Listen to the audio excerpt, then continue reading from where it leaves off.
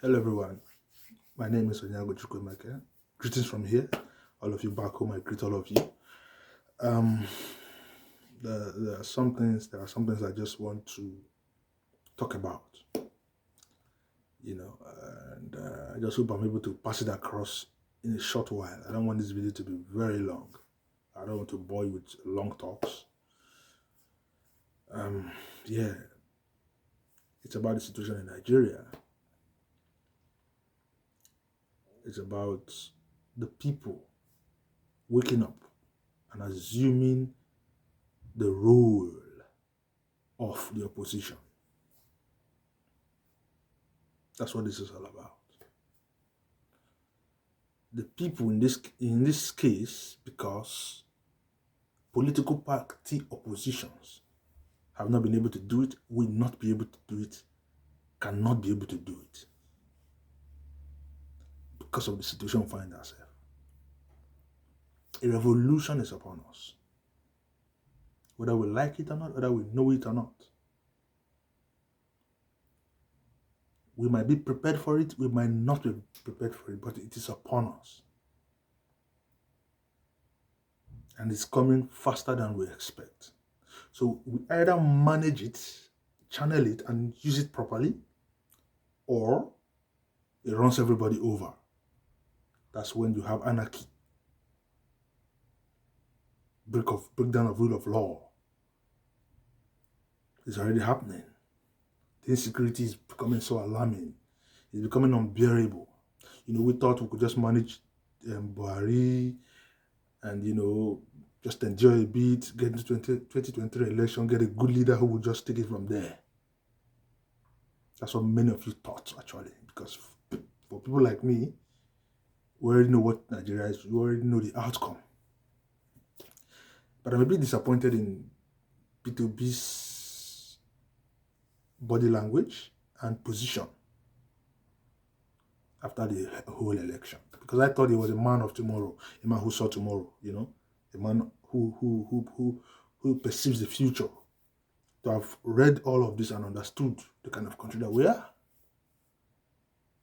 It seems his confidence was on the electoral process and the judiciary, and after that, that's it. He is packed up. If that is the case, then he wasn't visionary enough. But I don't want to believe that. I want to believe that perhaps he's re-strategizing, because right now we need a very strong leadership away from political office. Actually, we need a leadership who the people can rely on. Someone who can lead a campaign for change. Or a set of people who can do that, who can lead a campaign for change. And I know the people are ready for that. We're not asking for violence. I know Peter B was trying to, get away from violence. Yeah. But the campaign is not violence. Coming together of people, like minds, sitting down, discussing, talking, lecturing, deliberating, debating about the way forward for Nigeria, what Nigeria should become, and communicating this idea, process, and objective to the people. So much so that the people understands it. Right now, we're all over the place. There's this energy which is there, yearning for change in Nigerians. But because it's not channeled, everybody is scattered. This is the time where the same energy, campaign energy that was present during the election period should continue into, after the election. There's something we're looking for. And I think that we are looking for is beyond political office. I felt that what P2B was presenting was a change. And that change has nothing to do with political office. It has to do with everybody in Nigeria. Yeah, political office should have helped. It might also not have helped. because it's not enough to be the president of Nigeria. When you don't have support of other people, your government becomes frustrated. So, like I said, I thought he was a man of tomorrow, a man who saw tomorrow, a man who understood and had other plans. Should the election fail, should the judiciary process fail? Obviously, it seems like he has gone to his house. What are all those lectures he was given before election? Those interviews, those campaigns, those analyses that spurred many Nigerians. We need more of that now. But not about elections anymore, but about what Nigeria should become. It should be bigger than the office of presidency or whatever. It should not become about what we want the country to become, how we can get out of our problems, and how we can forge ahead. It should become a conversation now until the people get it. Now we should have more campaigns, more talks, more conferences, more of that.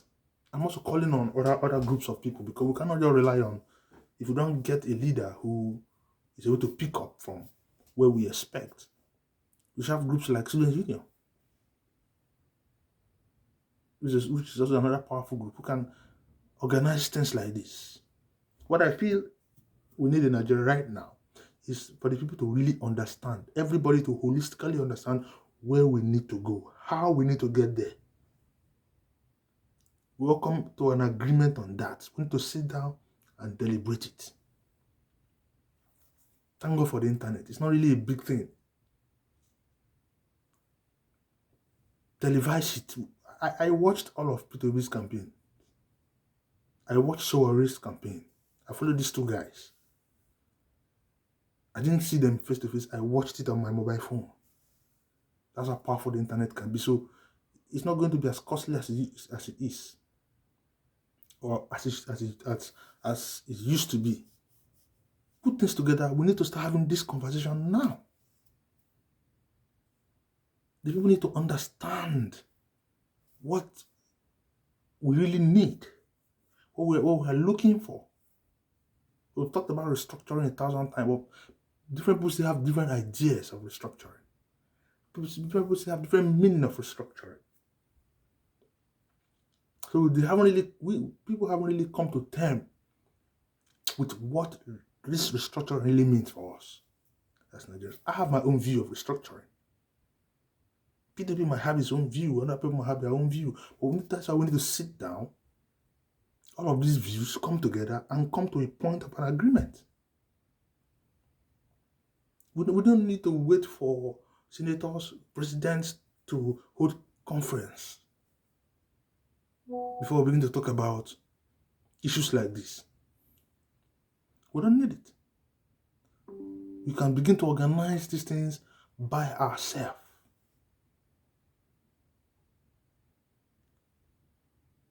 Like I said again, the campaign should not end. The election might have ended. But that same energy that was used during the campaign should continue.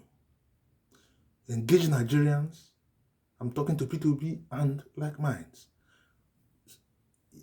I'm calling on P2B specifically because P2B is the front runner here. He's the one that has done so much. He's a phenomenon right now. And this responsibility falls on him. This is a time to reach out to other people. Reach out to people like Sowore, Kingsley Moghalu, other like minds. Donald Duke, who can sit down and engage with the people. Answer the questions in their minds. Clear their confusions. Help us focus and decide on what we need to do, where we need to go, what Nigeria needs to become. And we need to start now. We need to start now. It's not by sitting around or writing on Twitter, just writing certain comments, calling the government out. This is not the time to call government out. That's not going to work. That's never worked. That's the kind of opposition that has been on for ages.